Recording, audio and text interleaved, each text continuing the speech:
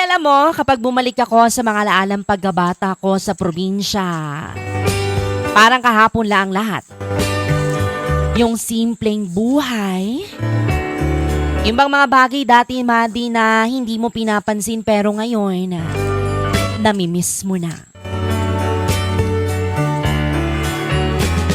Madi, tuwing umaga, gigising ka sa tilaok ng manok at hindi sa alarm clock.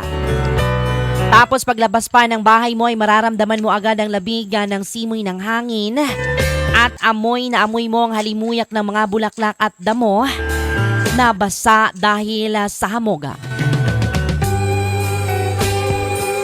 Yung tipong hindi mo na kailangan magmadali. Dati, yung bang walang cellphone na hawak-hawakan, kundi pamalo lang ni nanay kapag late ka ng gumising. Tapos, didiretso ka na lang sa taniman o kaya sa bukid